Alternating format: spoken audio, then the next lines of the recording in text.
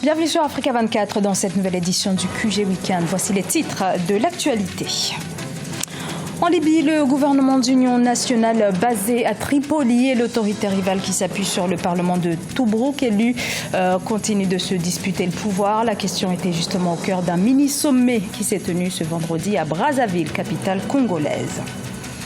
Le logement social, un défi pour les pays du continent. C'est le cas notamment au Togo, pays d'Afrique de l'Ouest, où la demande ne cesse d'augmenter. Puis les supporters du Sénégal et ceux du Cameroun attendent avec impatience les quarts de finale entre les deux pays dans le cadre de la Coupe d'Afrique des Nations. Rencontre prévue à partir de 19h GMT à Franceville au Gabon. Alors que le sommet des chefs d'État de l'Union africaine s'ouvre lundi 30 janvier à Addis Abeba, un mini-sommet s'est tenu ce vendredi à Brazzaville, en République du Congo. Réunion de chefs d'État consacrée à la crise en Libye. La Libye toujours déchirée entre deux autorités politiques qui se disputent le pouvoir. Écoutez à ce propos le chef de l'État congolais, Denis Sassou Nguesso. Le défi libyen sera aussi relevé par l'Afrique, puisque, comme vous le constatez, elle se mobilise à cet effet. Maintenant, vous parlez du maréchal Haftar, vous parlez des terrains qu'il contrôle, c'est pas si vos informations sont exactes, mais ce n'est pas l'important. L'important, c'est que nous considérons le maréchal Haftar comme l'un des acteurs importants dans la recherche de solutions à la crise libyenne.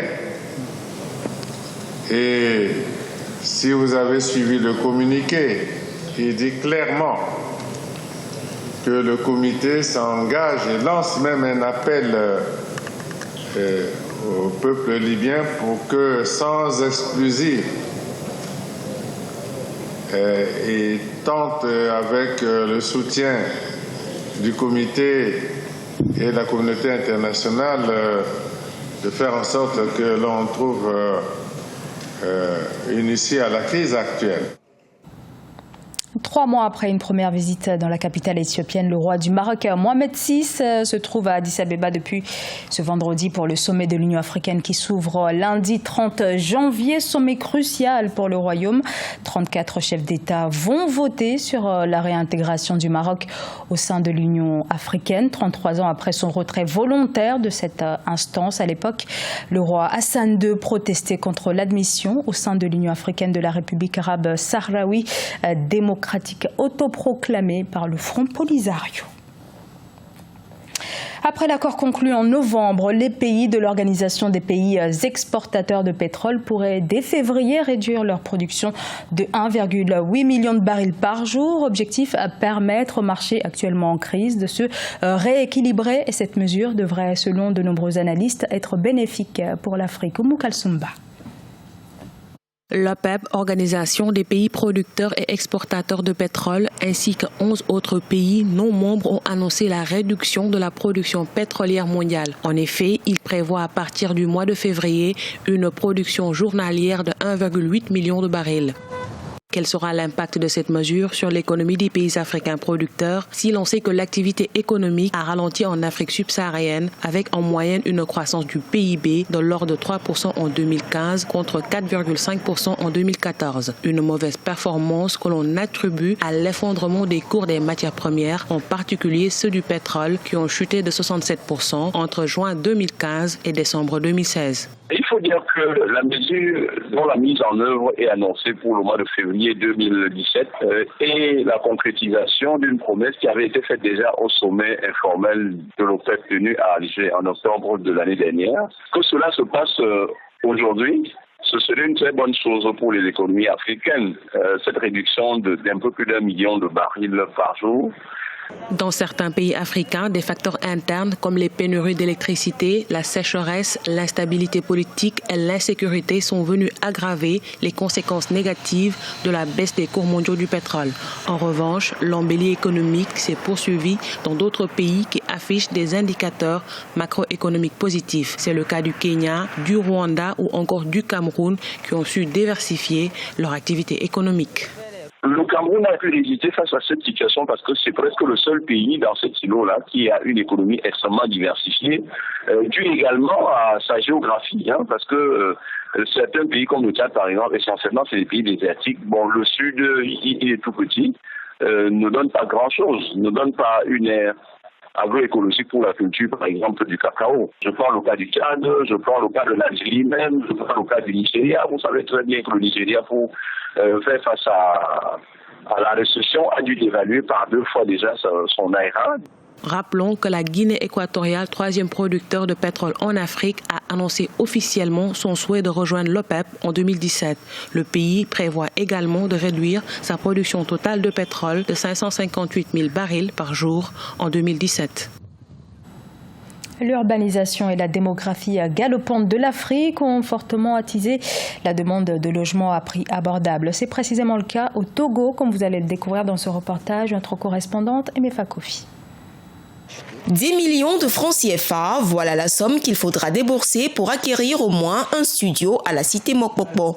L'initiative est du gouvernement qui entend offrir un toit décent à tous les Togolais.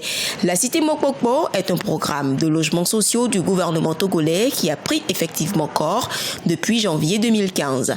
Les travaux ont avancé à ce jour, mais il reste beaucoup à faire. Au total, 540 logements doivent être construits au plus tard, début 2018. Aujourd'hui, pouvons dire que nous avons déjà bien avancé au niveau des VRD, c'est-à-dire tout ce qui est voirie et réseaux divers. Et au niveau des bâtiments aussi, nous avançons très bien. Nous espérons rendre les travaux fin 2017, début 2018. Nous espérons. 420 villas basses et duplex et 120 appartements sont mis en vente à la cité Mokpokpo. Les villas basses sont cédées à partir de 11 millions et les duplex ne sont pas à moins de 35 millions de francs CFA. L'engouement de la population autour de ce projet reste mitigé. Je suis intéressé à prendre la villa 4 pièces individuelles compte tenu de ses caractéristiques et l'espace spacieux qui peut contenir ma famille avec mes 2 enfants et ma femme. C'est à 21 millions de francs CFA. À payer, selon mes moyens, on a la banque, je vais discuter avec ma banque. Et moi, je préfère payer ça en 7 ans. 10 millions, ça fait beaucoup. Certains pourront le payer, mais d'autres non. Si on pouvait ramener le prix à 5 millions de francs CFA, moi, je pourrais par exemple l'acheter. Ce programme de logement est surtout destiné aux plus nantis. Je souhaiterais que le gouvernement pense aussi aux pauvres afin que tout le monde puisse en bénéficier.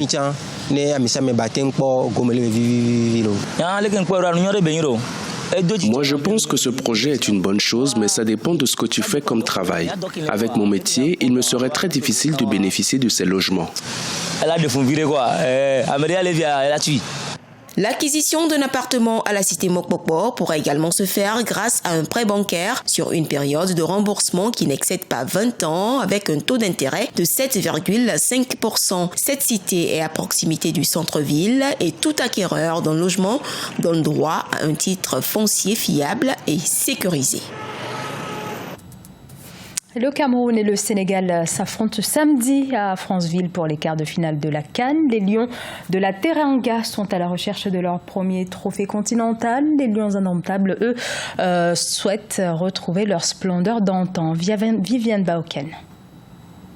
Battus au tir au but, 2 buts contre 3 au terme de match nul lors de la finale de la CAN 2002. Les Lions de la Teranga voudront dompter les Lions indomptables ce samedi 28 janvier 2017 à Franceville à l'occasion des quarts de finale de la Coupe d'Afrique des Nations de football Gabon 2017. L'équipe sénégalaise qui présente des atouts techniques et tactiques indéniables est donnée par les observateurs favorites de la rencontre. Le Sénégal a un collectif d'abord, au fond, ce qui est important, et le squelette de l'équipe est bien huilé. Depuis le gardien de but en défense avec Koulibaly, au milieu de terrain avec Kouyaté dans le travail de récupération, Sadio Mané en essuie-glace et Mamiram Diop pour le travail, pour les tâches offensives, pour les finitions. Encore que tout ce monde, les deux derniers cités, peuvent aller porter la force à l'offensive. Donc moi je pense qu'il y a énormément de potentiel chez les Sénégalais. Malgré 7 défections de joueurs sélectionnés enregistrées avant le début de la compétition, le Cameroun a réussi à atteindre les quarts de finale. Face à son inexpérience dans les compétitions de haut niveau, les experts misent sur les individualités, notamment celle de Christian Bassogok, pour inquiéter la défense adverse. Hugo Broos devrait essayer il ne doit pas être attentiste. Il doit oser, puisque l'équipe n'a pas de pression. Je pense que dans un match comme ça, des messieurs comme Mungamba Sogok auront un très bon rôle à jouer, aller provoquer cette défense sénégalaise, et aller chercher des fautes à l'entrée des 18 et pourquoi pas chercher le pénalty. Les Lions de la Teranga gardent l'avantage face au Cameroun au vu des statistiques. Durant les 20 derniers matchs joués, les Sénégalais totalisent 13 victoires, 2 nuls et 5 défaites, contrairement au Cameroun qui cumule 8 victoires, 10 nuls et 2 défaites. Et malgré un premier tour maîtrisé, malgré une entrée en matière qui a fait défaut, la Tunisie affrontera également le Burkina Faso ce samedi. Ce journal a été réalisé par l'ensemble de la rédaction. Nous vous remercions pour votre fidélité. Dans un instant, une nouvelle édition de l'actualité sur Africa 24.